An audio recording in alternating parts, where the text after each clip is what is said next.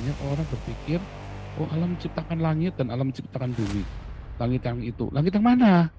Nggak ada benda bernama langit. Langit itu bukanlah sebuah benda. Tidak pernah ada benda bernama langit. Sama seperti air, mayim. Mau menghitungnya gimana? Mayim itu air.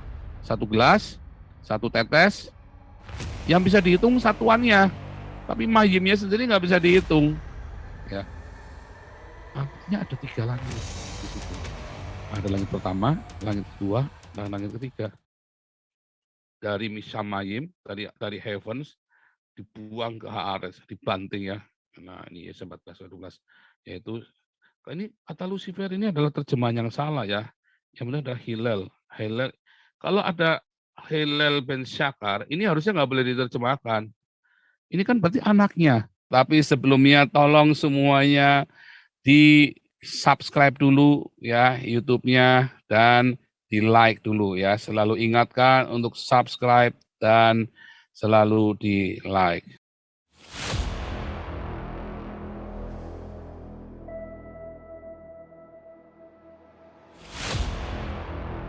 Banyak orang dari teolog-teolog, apolog-apologet ketika ditanya tentang penciptaan dia bingung.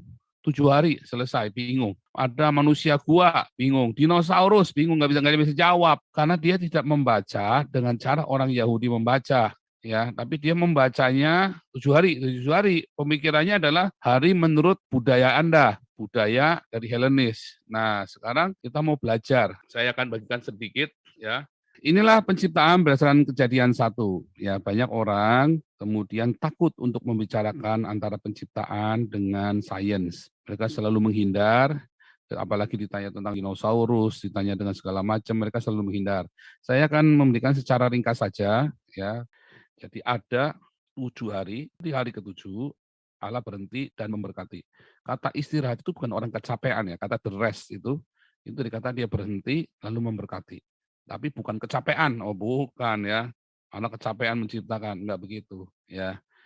Nah, yang kita perlu pahami dari penciptaan itu hari 1, hari kedua, hari ketiga, hari keempat, hari kelima, yaitu adalah kata yom. Ya, kata hari itu berasal dari kata yom.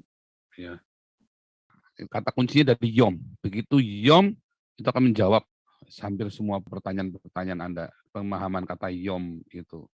Lihat, Bereshit, NRK, kata NRK, pada awalnya, pada mulanya, di awal hari, sebelum ada yang lain-lain, itu pada awalnya. Banyak sekali orang-orang berpikir, ya ketika pada mulanya Allah menciptakan langit dan bumi. Ya Bereshit bara Elohim, et hasya, mayim, wayet haaretz. Nah, kalau bilang langit dan bumi, banyak orang berpikir, oh Allah menciptakan langit dan Allah menciptakan bumi. Langit yang itu. Langit yang mana? Nggak ada benda bernama langit. Langit itu bukanlah sebuah benda. Tidak pernah ada benda bernama langit. Ya. Jadi kalau ditanya, langit itu ada di mana? Sebenarnya orang ada yang bisa, nggak bisa tunjukkan. Ya di atas. Tapi di mana persisnya? Ya nggak ada, bendanya nggak ada kok. Langit itu kan bukan sebuah benda. Nah, jadi yang dimaksud apa? Yang dimaksud dengan langit dan bumi. Orang-orang Yahudi, di dalam pemahaman Yahudi, dari zaman perjanjian lama sampai perjanjian baru sampai dengan hari ini, maka kalau bilang langit, hasyamayim, maka mereka ada 3. Ya, mereka kan merumuskan ada 3 langit itu. Kalau di dalam King James ditulisnya heaven, cuma 1. Tapi kalau kita masuk ke dalam The Net Bible, itu heavens. Plural ya, plural. Di dalam bahasa Jerman, kata langit ya, kata Himmel itu selalu di dalam bentuk plural, di Himmel, plural. Karena memang hasyamayim itu berarti plural. Sebenarnya lebih tepatnya bukan plural, tetapi unaccountable, nggak bisa dihitung. Bagaimana menghitung langit? Ada berapa langit? Ya kan? Mau menghitungnya bagaimana? Susah. Sama seperti air, mayim. Mau menghitungnya gimana? Mayim itu air. 1 gelas, 1 tetes, yang bisa dihitung satuannya. Tapi mayimnya sendiri nggak bisa dihitung. Ya, hasyamayim, langit, mayim. Sama-sama nggak bisa dihitung. Ya, hasyamayim, langit. Ya, Terus air, ya, air, mayim, ha, mayim, air. Bagaimana menghitungnya? Sama, Elohim. Bagaimana menghitung Elohim? Ia ada di mana-mana, ia maha besar. Dalam setiap hembusan nafas kita, dalam setiap tarikan nafas kita, ada Elohim di situ. Dimanapun ada Elohim. Bagaimana mau menghitung Elohim yang maha besar? Kalau engkau berkata di dalam di dalam ruangan itu nggak ada Elohimnya. Kalau Elohim itu tidak ada di satu tempat, maka artinya Elohim tidak maha besar. Ya, kalau Yesus berdiri di sebelah kanan Allah Bapa atau duduk di sebelah kanan Allah adalah sebuah makna hurufiah, maka artinya Sang Allah ini tidak maha besar. Oh, tapi kan Allahnya kecil, cuma ukurannya cuma seberapa sih? Katanya si aku Supeno dulu kan. Mau ukurannya cuma 10 kali 10 kali 10 cm, pokoknya berarti ada ruangan yang lebih besar daripada Elohim itu. Itu jadi nggak maha besar lagi. Anggap ya. Itulah sebabnya im-nya itu unaccountable, nggak bisa dihitung. Makanya Elohim dalam Kejadian 1 ayat 26 tadi, marilah kita. Dia berkata kita, karena memang banyak. Tetapi yang banyak itulah yang echad. Gitu ya, sama seperti Hasamayim dan Majim. Oke, kita nggak perpanjang di sana. Ya, kata heavens. Dalam bahasa aslinya juga heavens. Maskulin, plural. Noun, nominatif, maskulin, plural. Ya, kata benda, maskulin ya, karena dalam bahasa Ibrani mengenal maskulin feminin seperti bahasa Jerman. Dan plural, ya, im-nya ini plural, heavens.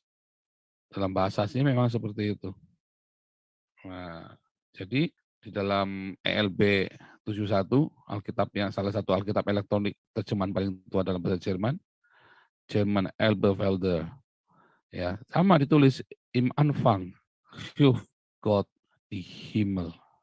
Nah, dituliskan dalam bahasa Ibrani, im Hebrew steht das Wort Himmel immer in der Mehrzahl.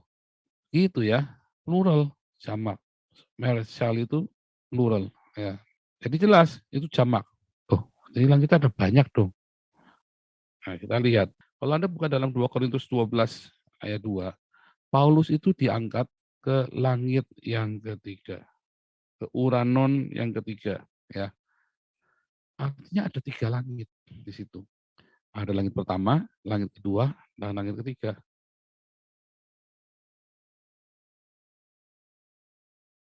Nah, ternyata inilah yang dimaksud 3 langit. Langit yang pertama itu tempat di mana ada burung-burung dan awan-awan. Langit yang kedua di mana ada matahari, bulan, dan bintang. Ya, kalau ini kan berarti apa? Atmosfer kita kan, di tempat di mana ada atmosfer bumi. Ini di mana ada semesta, universe, galaksi-galaksi, ya kan? Dan inilah yang rohania. Nah, ternyata ketika orang-orang Yahudi atau Alkitab mereka bicara langit dan bumi, kita ingat di dalam Yesaya 66 ayat 1, langit adalah tahtaku, tahta di mana Sang Elohim, Sang El bertahta di langit. Tapi bumi adalah tumpuan kakiku, di mana Sang El menapakkan kakinya, yaitu dalam bentuk antropomorfisme. Ya, Kejadian 18. Kemarin sudah saya jelaskan ya, bagaimana Yehova Elohim yang menjadi manusia. Nah, itu yang dimaksud ya. Bumi adalah tumpuan kakiku, di mana ia menjejakkan kakinya sehingga bisa dilihat oleh manusia. Abraham pernah melihat ya. Kata siapa? Enggak ada, lo ada. Anda baca tulisannya Ramban ya, Nachmanides dalam Rabinik ya, sekitar abad ke-12. Bahwa Kejadian 18 adalah sebuah antropomorfisme, antropomorf dari Sang Yehova yang turun menjejakkan kakinya, menemui Abraham, makan lembu sama-sama. Jadi di dalam Kejadian 18 ini ada satu Yehova yang menjadi manusia dan ada 2 malaikat. Begitu ya. Jadi kalau cerita langit dan bumi, berarti artinya yang rohani dan yang jasmani. Jadi Kejadian 1 ayat 1, pada mulanya alam ciptakan langit dan bumi. Tik. Ada jasmani, ada rohani. Ada dunia roh, ada dunia jasmania. El bersifat rohania. Yesus anak manusia bersifat jasmania, ya. Jadi ide alam jasmania itu adalah ide dari Sang Elohim itu sendiri. Itulah sebabnya disebut dengan Elohim. Ya, untuk membedakan dari El yang adalah yang rohania. Karena yang Elohim itu juga yang jasmania, juga yang include yang rohania, dua-duanya. Dan Yesus adalah yang jasmania. Dan El yang di dalam Yesus itulah yang rohania. Ya, sehingga di dalam Yohanes 1 ayat 18 dikatakan bahwa Yesus adalah wujud dari Allah yang tidak dapat dilihat oleh mata. Bagaimana kita bisa melihat Allah dengan melihat Yesus? Yohanes 14 ayat 9, kamu melihat aku sama dengan melihat Bapa. Yohanes 10 ayat 30 berkata, aku dan Bapa satu. Makanya Yesus waktu disalib, yang berseru, Eli, Eli, lama sabatani. El yang singular. Singular, bukan yang plural.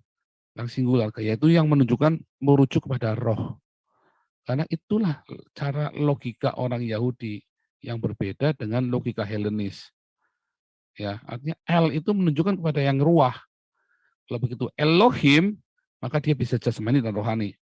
Dan itulah yang ada di dalam antropomorfisme tadi. Inilah yang disebut Elohim. Ya, si Deki nggak ada ngawur itu El sama Elohim ya sama. Ya beda. Makanya kau belajar rabbinik. Ya nanti kamu pintar. Itu ya. Aturannya sudah dari sononya begitu. Yang L itu bukan antropomorfis. Begitu bilang antropomorfisme, itu berarti Elohim. Ya makanya Kejadian 1 ayat 26. Mari kita menciptakan manusia menurut gambar dan rupa kita. Itu dalam bentuk antropomorfisme. Begitu. Ya, jadi pada mulanya alam ciptakan langit dan bumi itu, pada mulanya itu siapa? Alfa. Ya, akulah Alef, akulah Alfa, akulah yang awal. Cuman ada sang Alfa. Yesus berkata, akulah Alfa dan Omega. Wahyu 1 ayat 17 dan 18. Akulah Alfa dan Omega. Wahyu 21 ayat 6 dan 7. Akulah Alfa Omega yang awal dan yang akhir. Luar biasa ya. Nah, teman-teman, bagikan, sharekan begini ya. Yang saya kasih benar ya, selalu ada ayatnya. Kasih nggak ngarang-ngarang, semua ada ayatnya semua. Ya. Jadi yang dimaksud burung-burung di langit, Uranon, bahasa Mayim tadi kan, dalam bahasa ininya kan Uranon, dalam bahasa Yunaninya, burung-burung ada di Uranon. Ya. Terus kita lihat dalam Kejadian 1 bahwa ini matahari, bulan dan bintang juga ada di Uranon, ya. Matahari, bulan, bintang di dalam Kejadian 1:14 itu, matahari, bulan, bintang itu ada di Uranon. Ya, jadi sampai tadi ini. Burung-burung ada di Uranon. Matahari, bulan, dan bintang ada di Uranon. Gitu ya. Lihat, Yesaya 66 ayat 1. Ya, autos lege kurios, ho Uranos. Ya, jadi yang ada di Uranon dan yang ada di Geo. Langit adalah tahtaku, Uranon adalah kronosku, dan Geo adalah Upopodion. Itu ya. Itu saya tunjukkan dalam Septuaginta yang berbahasa Yunani pembandingnya ya, supaya Anda tahu bahwa Uranon itu Hasamayim. Ya, ada 3 yang disebutkan dalam kata tentang Uranon, yaitu Uranon tempat burung-burung, Uranonnya tempat matahari, bulan, bintang, yaitu universe, dan Uranon yang tata Allah, yaitu apa? Yaitu Uranon yang rohania. Nah, Paulus di dalam 2 Korintus 12 ayat 2, aku dibawa ke langit ketiga. Apa itu kalau Anda teruskan? Ternyata dia lagi cerita paradiso. Ternyata lagi cerita paradiso. Paradiso itu sama dengan Firdaus, sama dengan Eden. Taman Allah. Eden itu juga artinya taman Allah dalam bahasa Ibrani. Paradiso dalam bahasa Yunani. Ya, para deo, ya, taman Allah. Jadi waktu Paulus dibawa ke langit ketiga, itu adalah paradiso, di mana Allah bertata, di taman Allah. Di mana ada Allah bertata, di situ ada taman Allah di situ, ya. Di mana ada malaikat-malaikat. Waktu Yesus berkata, mereka akan hidup seperti malaikat-malaikat di Uranon, ya, seperti malaikat-malaikat di Uranon.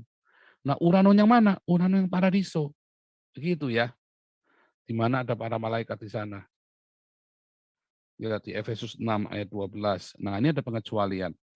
Ada Uranon yang ada di muka bumi ini, ya, penguasa-penguasa di udara, ya, yang ada di muka bumi ini. Makanya saya selalu bilang, di mana sih dunia orang mati? Enggak jauh-jauh ada di sini. Dunia orang mati. Anda kalau baca Yesaya 14 ayat 12 bahwa iblis itu si bin Zakar, Hilal itu ya, bulan sabit, dewa bulan sabit. Hilal itu dipecahkan ke bumi dan Seol, Hades, alam maut itu menyambutnya. Dan sejak itu seluruh bumi itu dikuasai sama si Hilal ini, sama si Hilal. Ya, itulah Uranus itu yang dikuasai.